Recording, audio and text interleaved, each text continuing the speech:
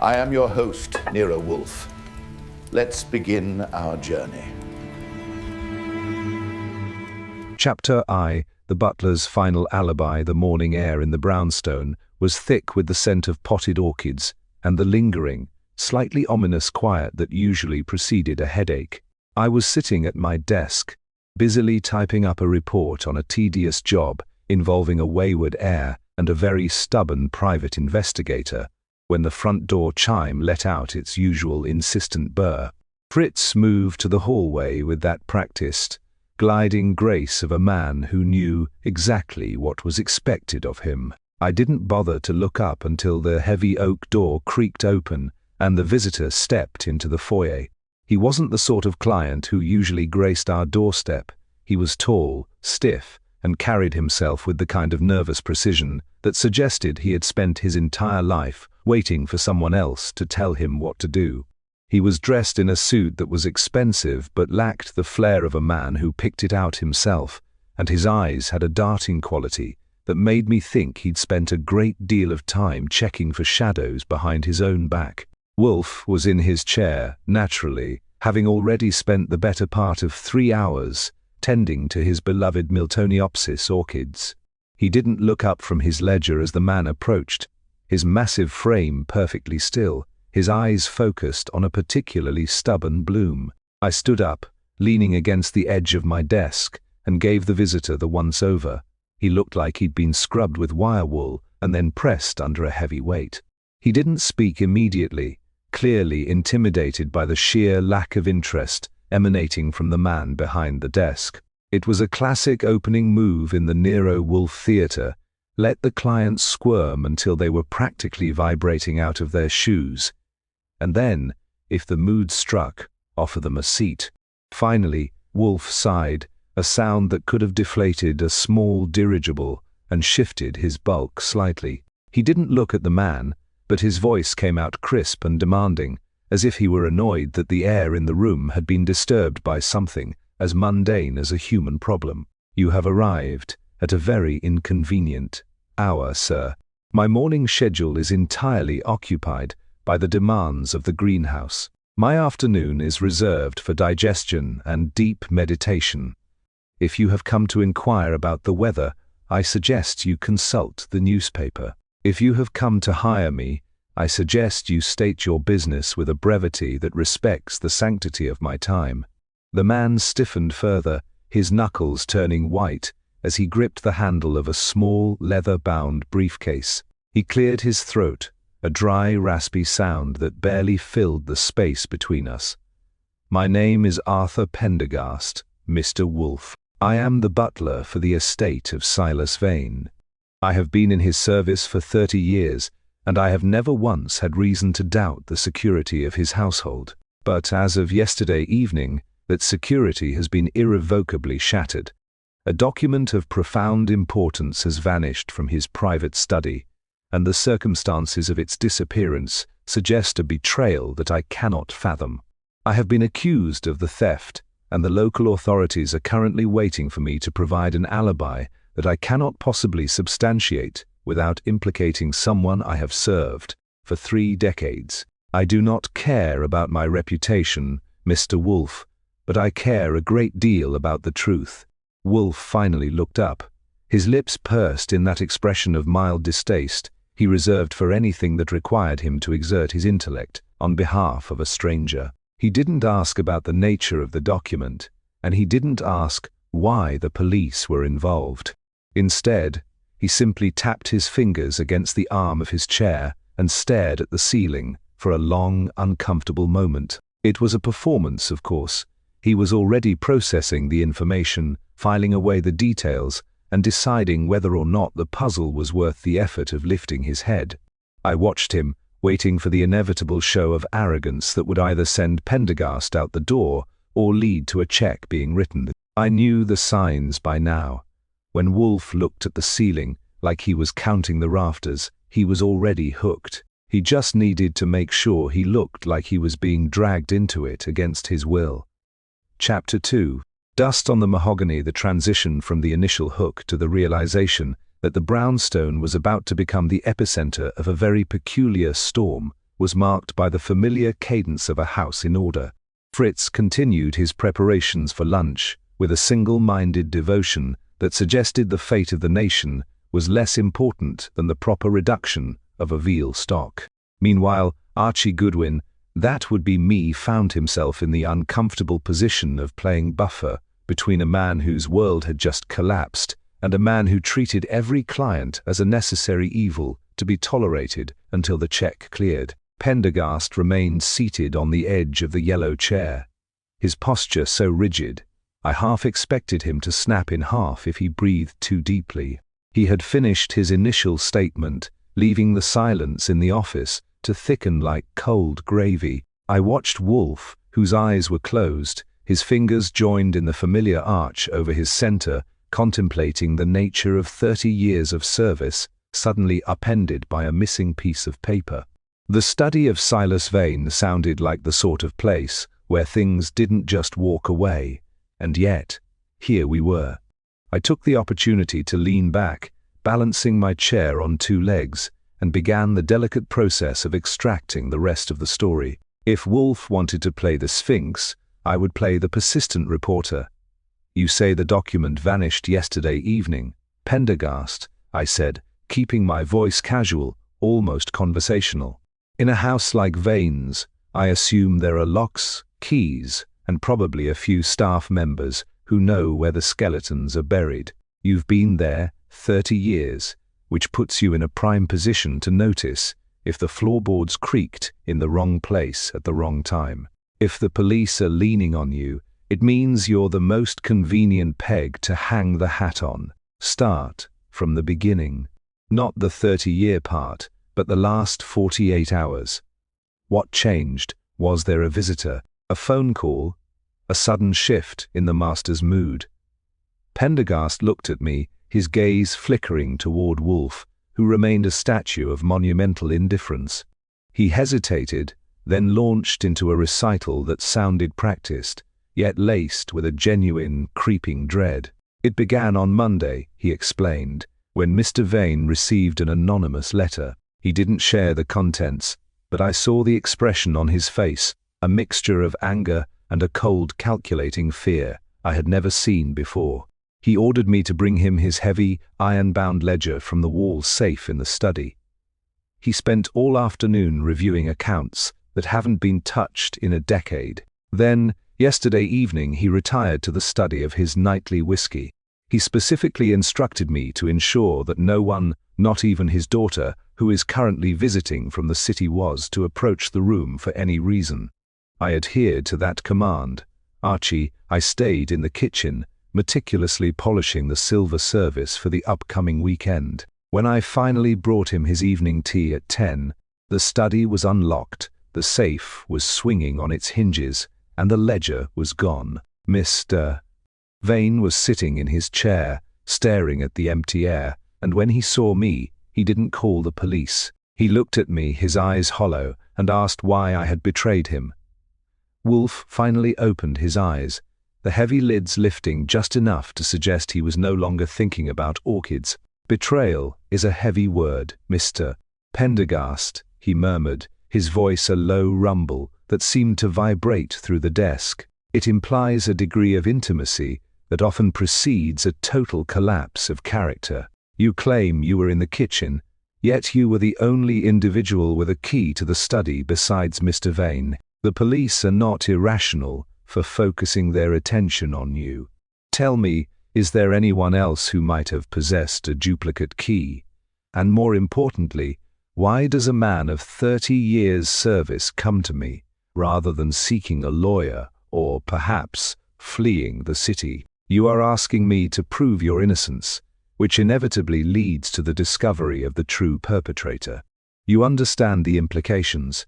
If I find the thief, the betrayal you speak of will be exposed in all its ugliness. You are essentially asking me to burn your employer's house, to prove you didn't steal the matches." The butler nodded slowly, his face drained of any remaining color. "I have nothing to hide, Mr. Wolfe. The accusation is a stain on my life's work, and I will see it washed clean, regardless of the consequences for the Vane family. My life has been spent ensuring the order of that house. If that order is a lie, I would rather know the truth than continue to serve it. As for the key, there are no duplicates. Mr. Vane keeps his on his person at all times, and the only other key is locked in the pantry safe, which I alone have access to. I checked that safe this morning. The key is still there. It is a locked room mystery in the most literal, maddening sense. I am the only one who could have walked through that door. Yet I know, with the absolute certainty of a man who knows his own hands, that I did not take that ledger. I looked at Wolfe, waiting for the crack of a smile or the sudden spark of interest that signaled a case was beginning to take root in his mind. He didn't smile, but he did shift his position, his massive body settling deeper into the chair, his gaze fixed on some point in the middle distance. It was the look of a man who was already mapping the room, the suspects, and the hidden motives. The brownstone felt smaller, tighter, as if the walls were leaning in to hear the conclusion of the conversation. I knew what was coming next, the questions about the daughter, the contents of the missing ledger, and the inevitable moment where Wolfe would decide to charge a fee that would make Pendergast lose his breath. He liked cases that were neat, puzzles that could be solved with intellect, rather than chasing ghosts in the street. And this, by the sound of it, was as neat as a freshly pressed suit. He didn't speak for a long time, letting the weight of the butler's dilemma settle over the room. Outside, the city was going about its noisy business, oblivious to the fact that we were currently dissecting a betrayal in a brownstone on 35th Street. I stood up and wandered to the window, watching a stray cat pick its way across the brickwork of the garden wall. There was a feeling in the air, the sharp, ozone-like charge of a coming storm. The case was already starting to exert a pressure, a sense that we were about to be drawn into a situation that would test not just our abilities, but the sanctity of our own quiet, ordered world. Wolfe was still thinking, his mind clearly turning over the facts Pendergast had laid out, and I knew that whatever he decided, the life of a butler was about to be the least of our worries.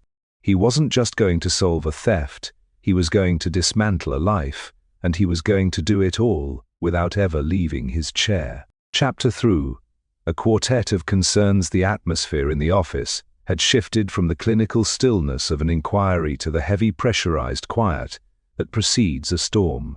Nero Wolfe was in his element, which is to say he was currently treating his office like a courtroom of the mind. After a silence that lasted long enough for me to count the dust motes dancing in a shaft of afternoon sunlight, he finally turned his attention back to Pendergast. The butler had remained frozen, a monument to 30 years of loyal service and current bewilderment.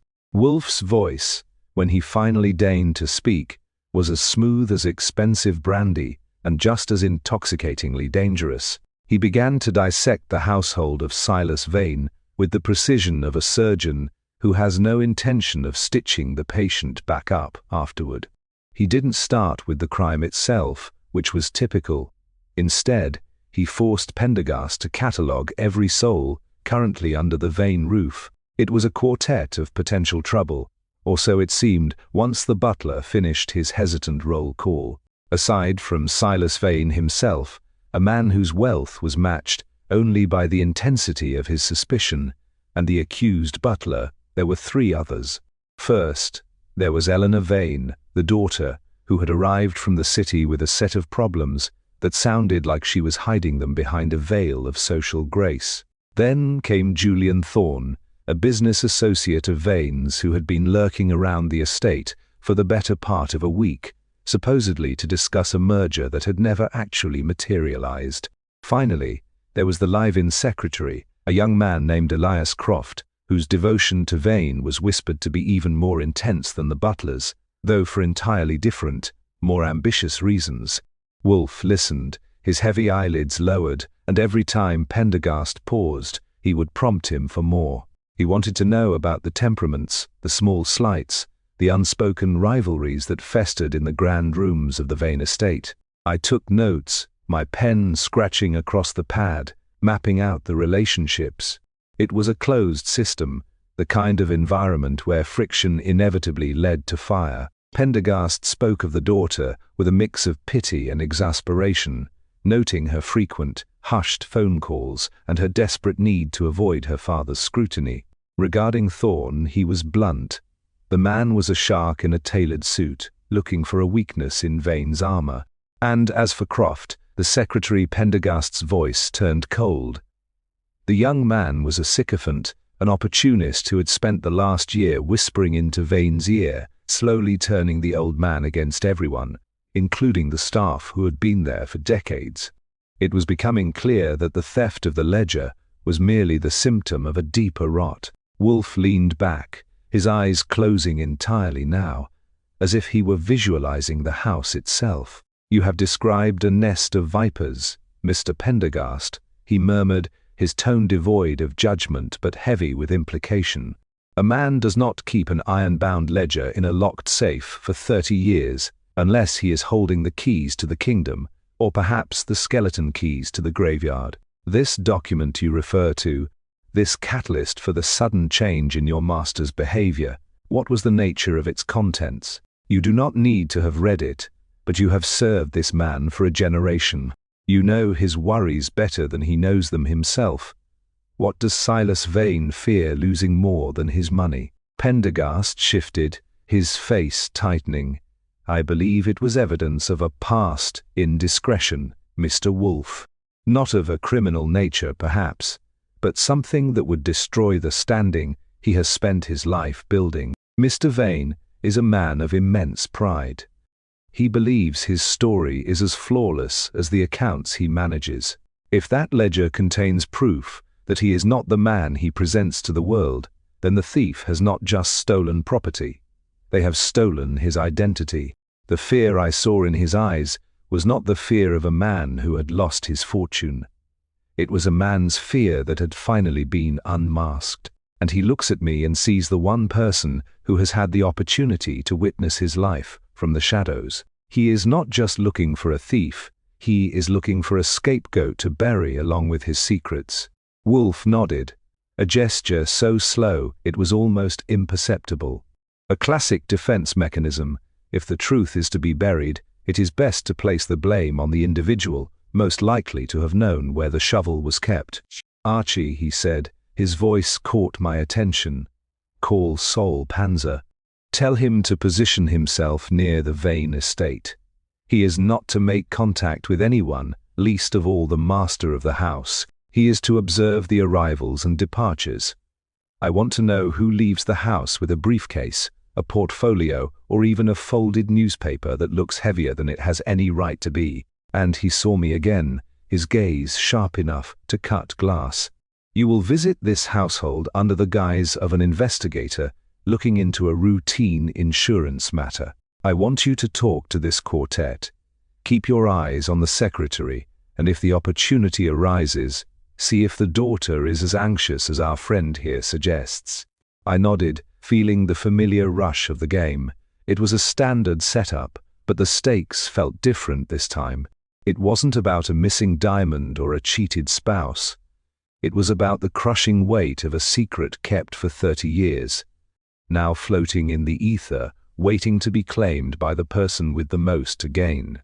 As Pendergast left, his posture marginally less rigid than when he arrived, I felt the weight of the task ahead. The brownstone would be quiet as always, but for the next few days, it would be the command center for a war fought with whispers, observations, and the slow, methodical application of logic. Wolfe was already planning his dinner menu, but his mind was on the Vane estate, where the dust on the mahogany was about to be stirred by someone who knew exactly where to look for the truth. I grabbed my hat, checked my revolver, and stepped out into the city, ready to see what kind of secrets were waiting to be unearthed in a house where the butler was no longer the only 1 inch's danger. Chapter 4: Footsteps in the Rain. The drive out to the Vane estate was a lesson in how quickly the city could give way to the kind of suffocating isolation that only the truly wealthy can afford. As I navigated my coupe through the winding, tree-lined lanes of the suburbs, a thick slate-grey sky began to weep a persistent, chilly rain. It wasn't the kind of storm that made headlines. It was a dreary, insistent drizzle that turned the world into a smudge of muted colors and blurred edges. It was, I decided, exactly the kind of weather that made people nervous, the sort of backdrop that turns a simple conversation into an interrogation. I parked the car a respectable distance from the Vane gate, took a moment to check my reflection in the rearview mirror, and adjusted my hat. If I was going to be an insurance investigator, I needed to look like a man who was burdened by paperwork and a lack of imagination. The estate was a sprawling, stone-clad monstrosity that looked less like a home and more like a fortress built by someone who expected an attack at any moment.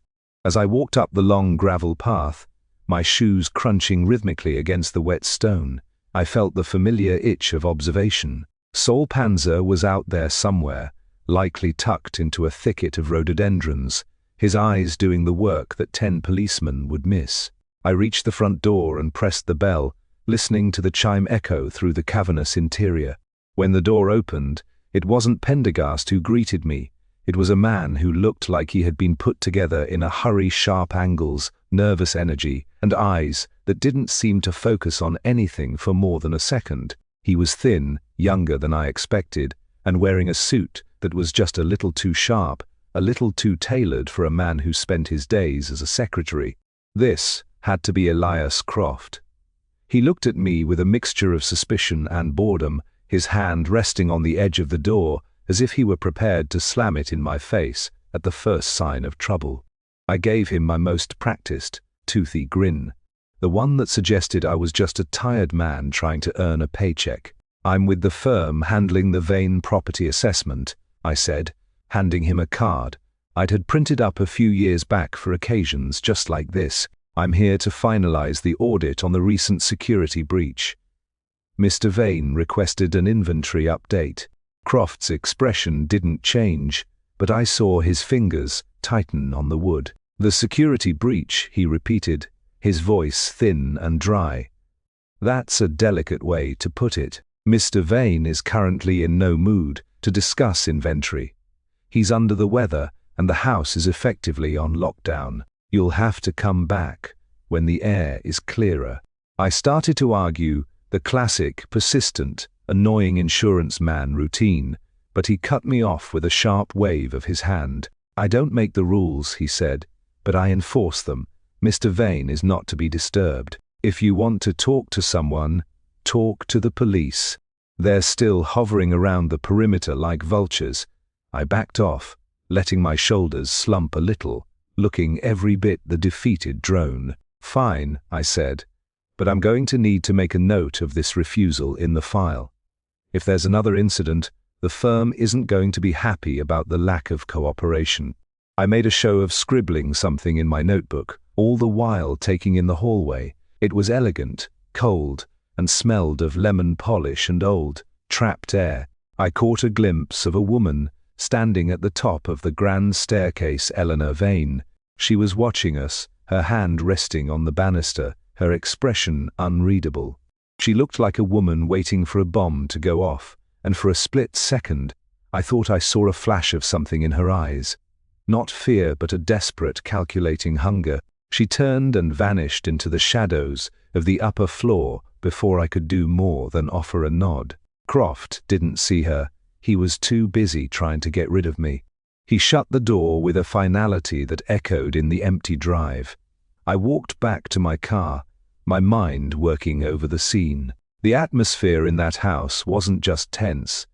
It was vibrating with a frequency that suggested everyone in it was waiting for the other shoe to drop.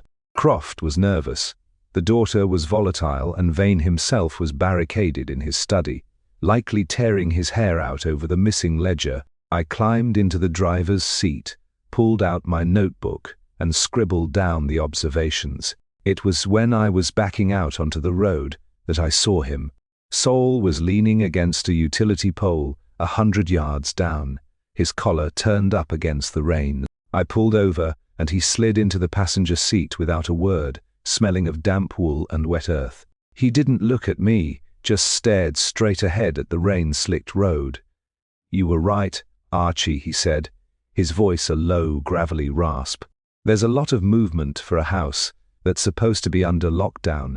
About 20 minutes ago, a man in a grey sedan pulled up to the side entrance.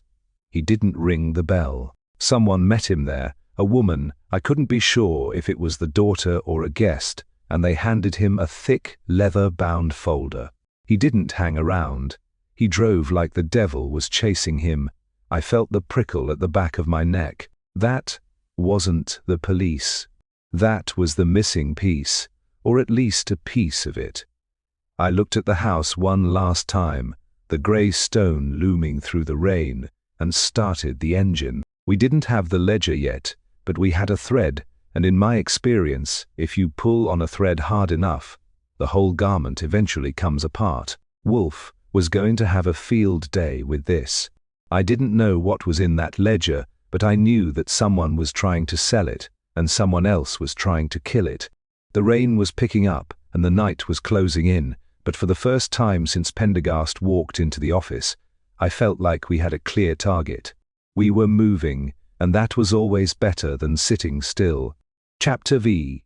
The missing infusion. When I got back to the brownstone, the atmosphere was thick enough to slice with a butter knife. I found Wolfe in his usual place. Though the tension was palpable, he was staring at a Vanda orchid that seemed to have offended him by failing to bloom on schedule. I didn't wait for him to acknowledge me. I pulled my chair up to his desk, tossed my notebook onto the polished wood, and gave him the full report, starting with the nervous energy of Elias Croft and ending with Sol's observation of the handoff in the rain. Wolfe didn't interrupt, but as I spoke, his fingers drummed a slow, uneven rhythm against the arm of his chair. By the time I mentioned the grey sedan and the leather-bound folder, his eyes were closed, his head tilted back in that posture of deep strategic contemplation that always preceded a move. Once I finished, the silence in the office stretched out until I could hear the faint ticking of the clock in the hallway. Finally, Wolfe opened his eyes.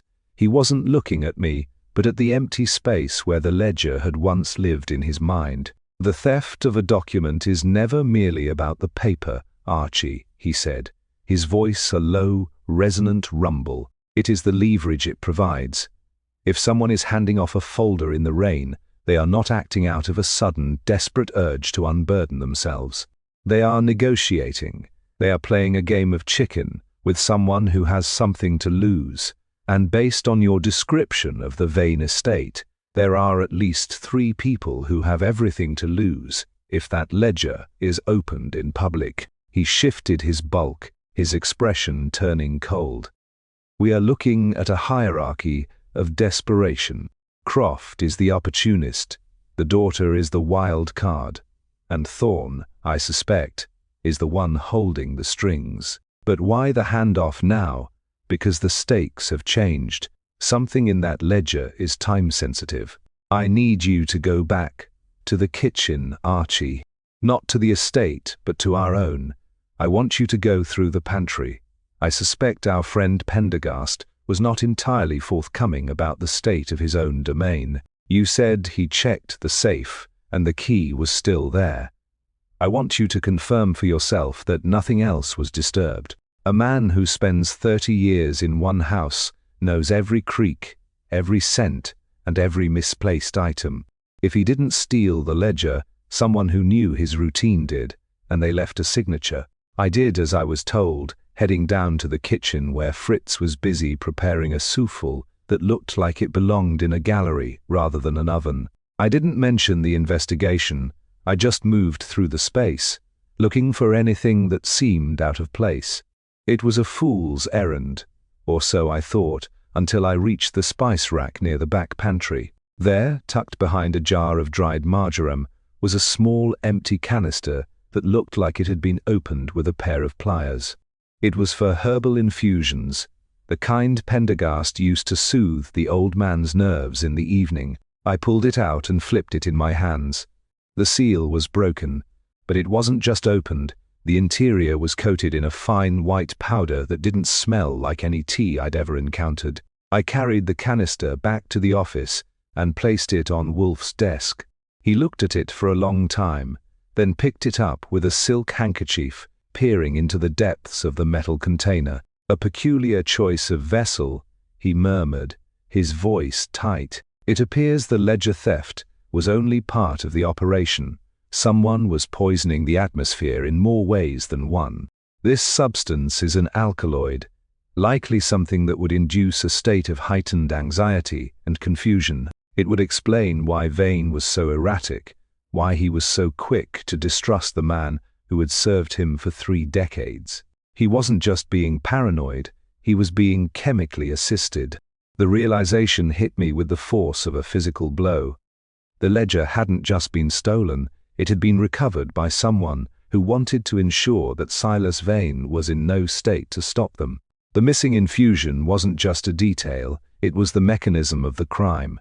Wolfe looked at me, his eyes gleaming with the predatory focus I knew so well. "This changes the nature of our involvement, Archie. We are no longer merely investigating a theft of property. We are investigating a systematic attempt to dismantle a man's mental faculties. This requires a more direct intervention. Call Sol again.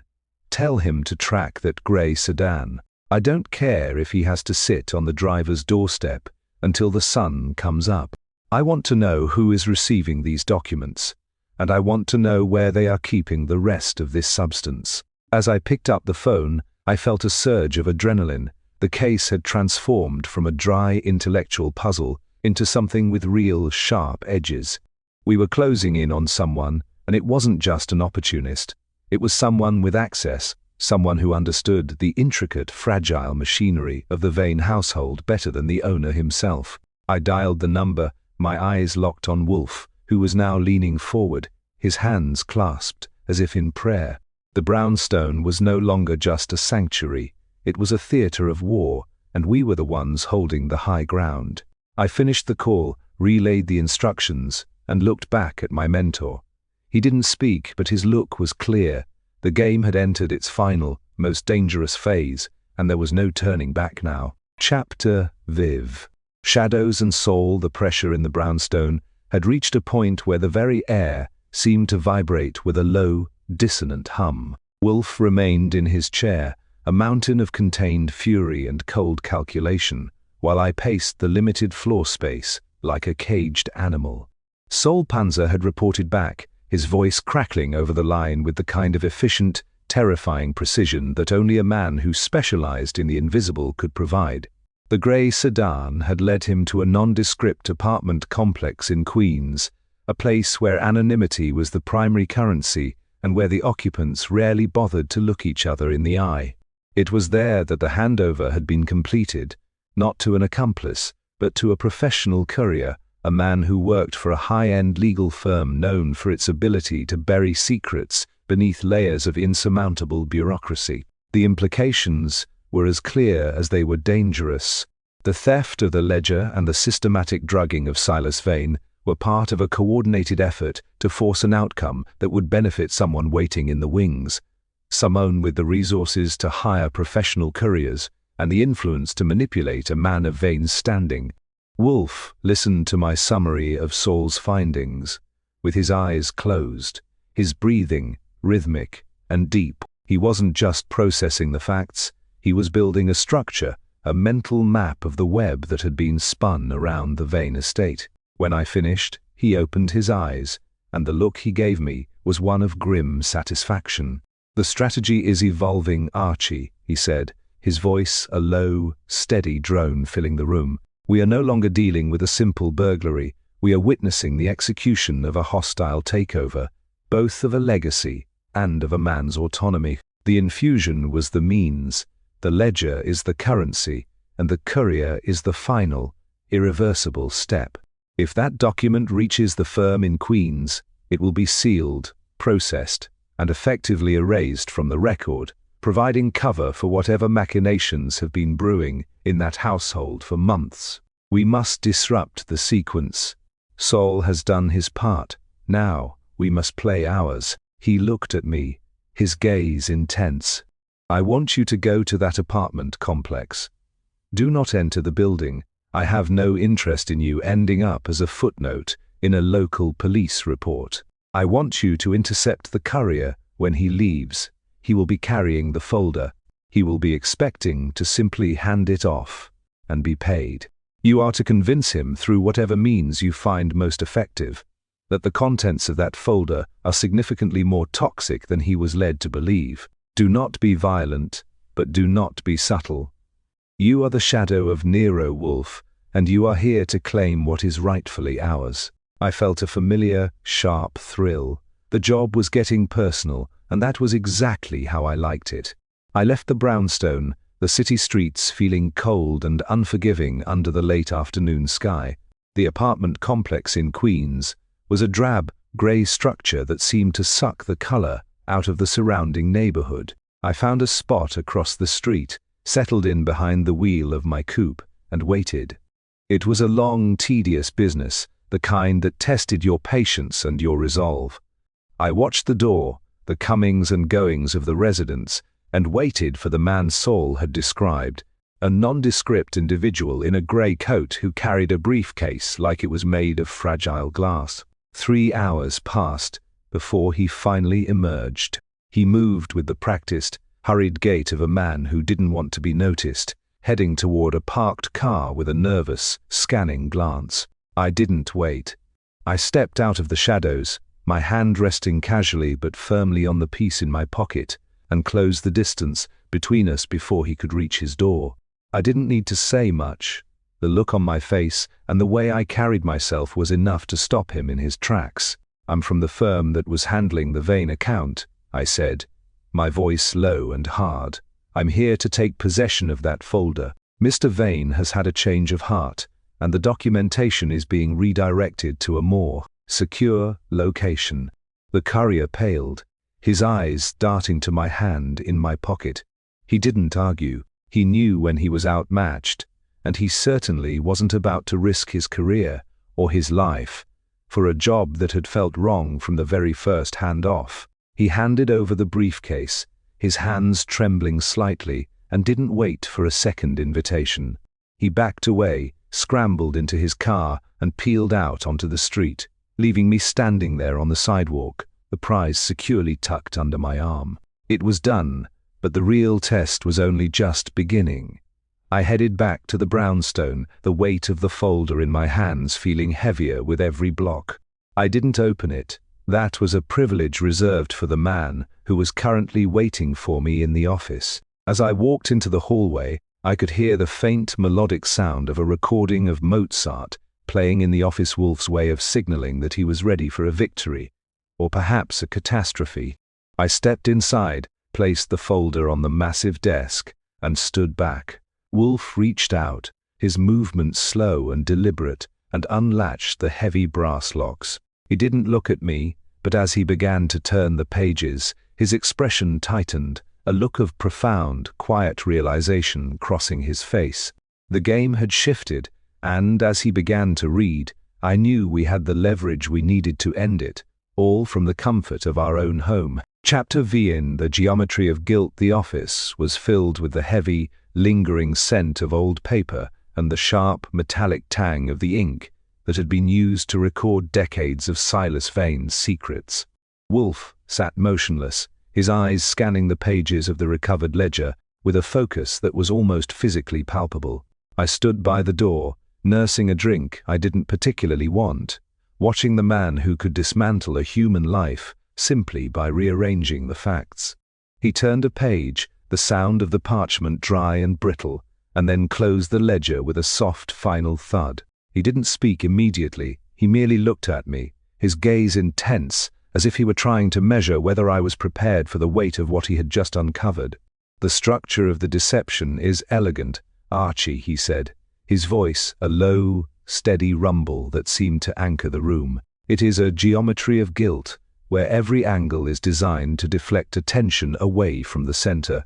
Vane was not merely a victim of a theft, he was the victim of a long-term erosion, a campaign designed to isolate him from his only loyal confidant, or friend Pendergast, so that the conspirators could maneuver him into an irreversible financial decision.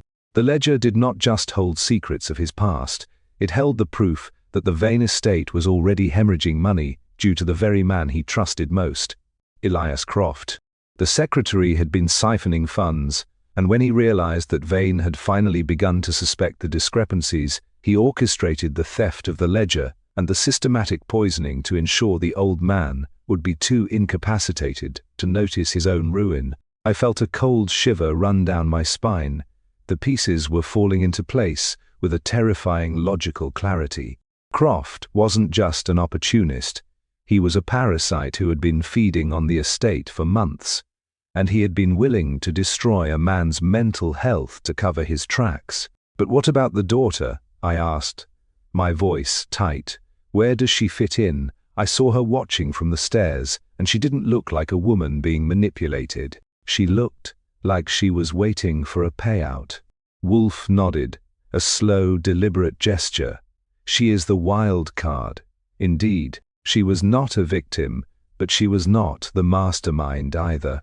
She was aware of Croft's activities, and she allowed them to continue because she believed that once Vane was declared incompetent, she would be the one to inherit the remainder of the fortune. She and Thorne were the ones facilitating the transfer of the ledger to the firm in Queens, intending to use the resulting scandal to force Vane into a permanent state of seclusion. They were all playing their parts, each one convinced that they were the architect of the final act, while they were actually being led by their own greed toward a trap they hadn't even begun to suspect. The realization that we were dealing with a collaborative web of treachery made the situation significantly more dangerous. We were not just exposing a thief, we were tearing apart a conspiracy that had already claimed the autonomy of an old man and was currently poised to dismantle his entire legacy. Wolfe leaned back, his eyes closing again.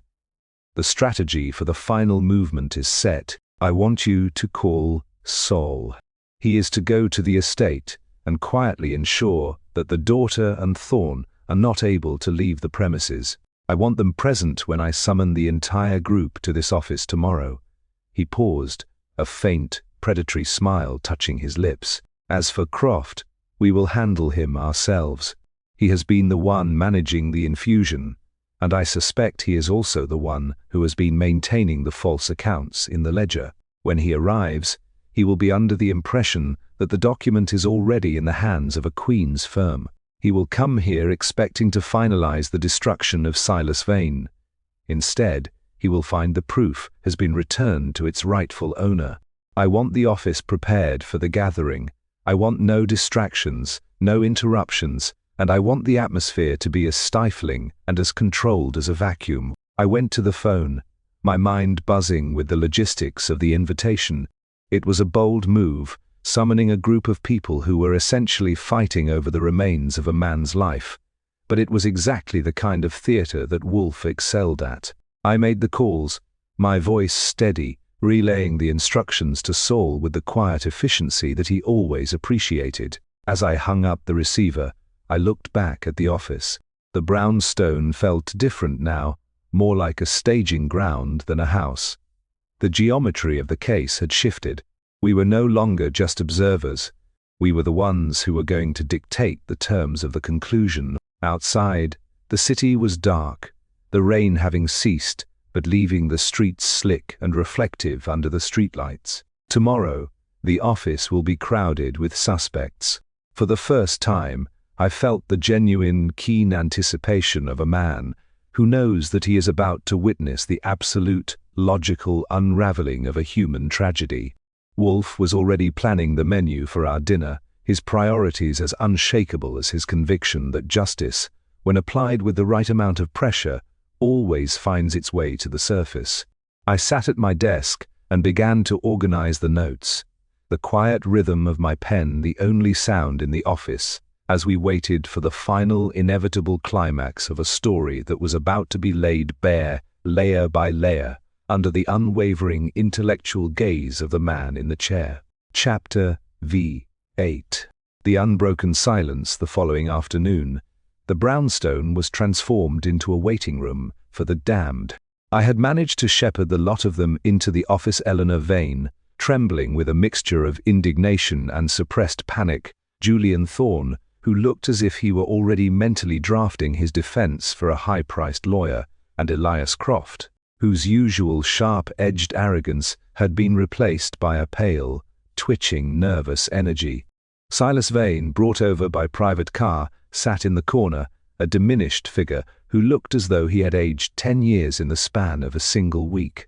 He was confused, his eyes darting from face to face, but there was a flicker of awareness when he saw Pendergast standing silently behind Wolfe's chair. Wolfe was in his seat, his presence massive and immovable. He didn't offer them tea, and he didn't offer them comfort. He simply waited until the room had settled into a heavy, suffocating silence. When he finally spoke, his voice was not loud, but it possessed a weight that made every person in the room flinch. "We are here to conclude a matter of business," he began, his gaze sweeping across the trio like a searchlight. "Mr. Pendergast came to me because he was accused of a betrayal he did not commit. He came to me because his life's work was being dismantled by those who believed that power is best served cold, in the dark, and behind the backs of those who have built it." He reached into the folder on his desk and pulled out a single sheet of paper, but he didn't look at it. He was looking at Croft. The secretary didn't move, but the color drained from his face until he looked like a statue carved from chalk. "You thought you were clever, Mr. Croft," Wolfe continued. "You believed that by siphoning off the funds and systematically drugging your employer, you could force him into an incompetency hearing that would allow you to control the remains of his estate. You and your partners, the daughter and Mr. Thorne, operated on the assumption that a man who has lived as long as Mr. Vane could be easily discarded. You were wrong. A life, even one built on secrets, has a gravity of its own." Eleanor let out a sharp, involuntary gasp, her hand flying to her throat. Thorne stood, his face hardened, ready to object. A single sharp look from Wolfe sent him back into his chair. "I am not interested in your protestations, Mr. Thorne," Wolfe murmured. "The ledger is in my possession. Every transaction, every unauthorized withdrawal, and every signature you forged is currently being catalogued. The police are not outside because I have not invited them yet. That decision rests entirely with the individual who decides to confess first. If you want to avoid the cold embrace of the legal system, you will tell the truth." Now, the office tension became absolute. It was the kind of silence that happens right before a dam breaks. Thorne looked at the daughter, his eyes narrow and calculating, but she was already looking at the floor, her composure completely shattered. Croft was the first to break, his voice a pathetic, high-pitched whine as he started to babble about the pressure, the opportunities he'd been denied, and the ease with which he had manipulated the situation. It was a sordid, ugly performance. As I watched him, I felt a wave of disgust. He wasn't a mastermind. He was just a small man who had spent too long feeding on someone else's success. Once the confession was finished, the room felt empty, even with all of us in it. Wolfe sat back, his eyes closing, the victory achieved with the same effortless precision he applied to his orchids. I stepped forward, ushering a lot of them out the door. Saul was waiting in the hall to ensure they made their way to the authorities without any more detours. Silas Vane remained, staring at Pendergast with a look of profound, dazed relief. The butler said nothing. He simply stood there, his loyalty finally vindicated, the order of his world restored at the cost of the man he had served for 30 years. After they were gone, the brownstone returned to its natural state. The silence wasn't ominous anymore, it was simply quiet. Fritz had begun the process of preparing dinner, the familiar comforting sounds of the kitchen drifting through the hallway. Wolfe, having finished his work, was once again looking at his ledger, his mind already drifting toward the evening meal and the bottle of fine red he had been saving for a special occasion. I stood by the desk, listening to the city rumble outside, feeling the weight of the last few days finally lifting. Wolfe looked at me, a faint, contented smile touching his lips. "A successful resolution, Archie," he remarked, his voice as smooth as velvet. "Human folly is a constant. and the pursuit of it is a necessary, if tedious, requirement of our existence. But consider this, they were all chasing a shadow, and in doing so they lost the one thing they could never have recovered, the stability of their own integrity. Appetite is a curious thing, is it not? It drives men to perform the most absurd atrocities in the belief that the reward will be worth the cost. It rarely is. And with that, he reached for his menu, his thoughts already fully committed to the consumption of a dish that I knew would be as complex, as balanced, and as satisfying as the case we had just closed. I sat at my desk, grabbed my pen, and began the final entry in the log. The quiet of the office a testament to a job well done.